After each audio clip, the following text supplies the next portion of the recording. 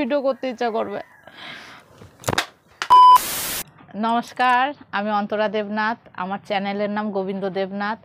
তো আজ থেকে না হলেও প্রায় 2 বছর হতে গেল আমি ভিডিও ছাড়ছি, কিন্তু কি বলবো, ভিডিওতে তো মানে ওয়াচ টাইম এতই কমে যাচ্ছে। মানে কেন কমে যাচ্ছে, মানে ভিডিও করি আমি, এই মোবাইলে আমি ভিডিও করি, কিন্তু এখন এত দুঃখ হচ্ছে যে আমি আর কোনো দিন ভিডিও ছাড়বো না।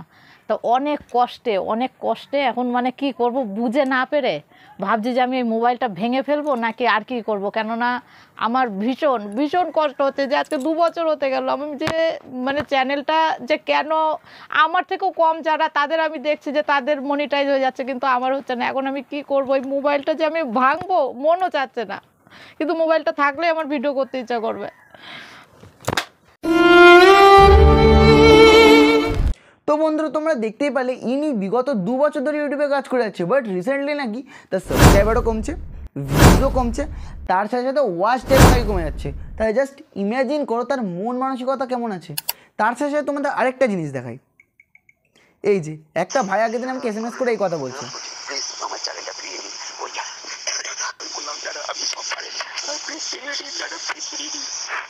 তোমরা এর কথা শুনে নিশ্চয়ই বুঝতে পারছো তোর চ্যানেল নাকি ডিলিট হয়ে গেছে। সে আমাকে বললো। তো যেহেতু সে আমাকে বিশ্বাস করে, খুবই ভালো ছেলেটা, তার জন্য সঙ্গে সঙ্গে আমি কী করলাম, খবরটা পেয়ে আমার ডেস্কটপে তার চ্যানেলটা ওপেন করলাম। ওপেন করার পর দেখলাম না, তার চ্যানেল ডিলিট হয়নি, তার চ্যানেলটা ইউটিউব স্টপ করে দিয়েছে। তার সাথে সাথে তাকে ইউটিউব একটা নোটিফিকেশন পাঠিয়েছে, এই যে তার স্ক্রিনশট দিয়ে দিলাম, তোমরা দেখে নাও। তো এই নোটিফিকেশানটা কেন পাঠালো, আর তার সাথে সাথে সে কিন্তু নিজের চ্যানেল ভিডিও আপলোড করতে পারছিল না। তো এই সব কারণের উত্তর আজকে আমি আমার ভিডিওতে বলবো, তা আবার বিস্তারিত।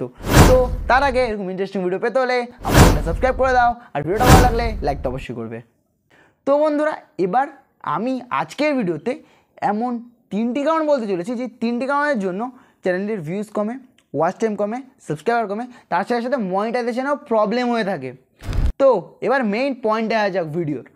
তো ফার্স্টে যে কাকিমাটার আমি শর্টটা দেখালাম তোমাদের, সেই কাকিমার বাড়ি আজকে আমি গেছিলাম। তো যাওয়ার পর সে আজকে সব বিস্তারিত বললো তার চ্যানেলের ঘটনাটা, কী করে শুরু করেছিল বা কী করে এই পর্যন্ত আসলো তার পথ।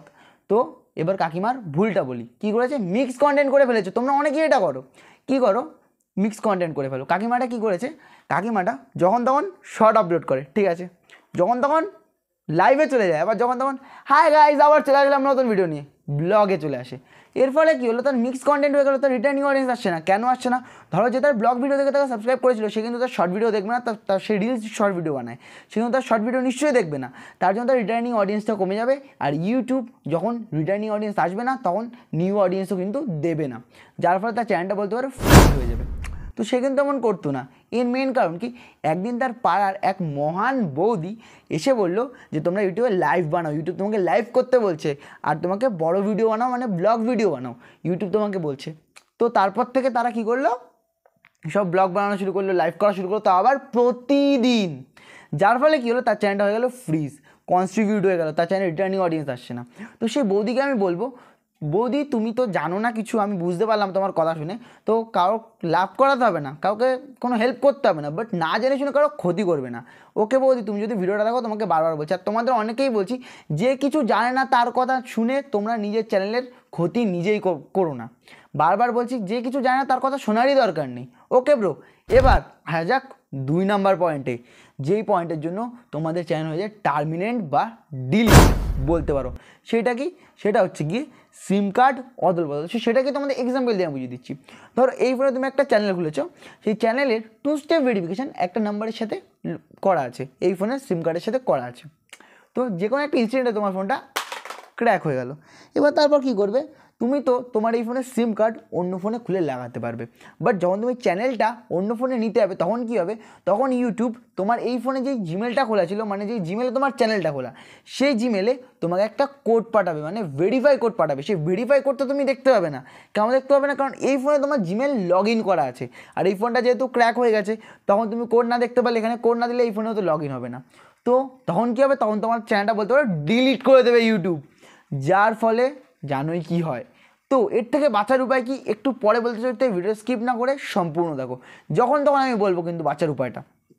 তো এবার 3 নাম্বার যে কারণটা, যার জন্য ওই ভাই এরকম কান্না করছি বলতে পারো। সেই কারণটা কি, 2 স্টেপ ভেরিফিকেশন অন না করা, যার জন্য তোমার ইউটিউব মনিটাইজেশন অন করবে না যদি 2 স্টেপ ভেরিফিকেশন অন না থাকে। ভাইটাকে বলবো, ভাই যদি আমার ভিডিওটা দেখো পুরোটা, তাহলে তো আমি 2 স্টেপ ভেরিফিকেশন একটা ভিডিও বানিয়েছি আমার চ্যানেলে আছে ওল্ডেস্ট সেকশনে, তো সেই ভিডিওটা দেখে আসো কী করে 2 স্টেপ ভেরিফিকেশন অন করতে হয়, তুমি শিখে যাবে।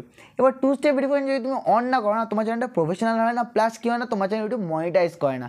ভাই 2 স্টেপ ভেরিফিকেশন অন করেনি, তার জন্য তার এত প্রবলেমের সম্মুখীন হতে হচ্ছে। তার সাথে সাথে ভাই কী করেছে জানো, একই টাইটেল, মানে একই টাইটেল দিয়ে প্রত্যেকটা ভিডিও আপলোড করছে, রাধাকৃষ্ণ শর্টস মানে বলতে পারো রিউজ টাইটেল করছে, যার জন্য ইউটিউব তাকে ওই নোটিফিকেশনটা পাঠিয়েছিল।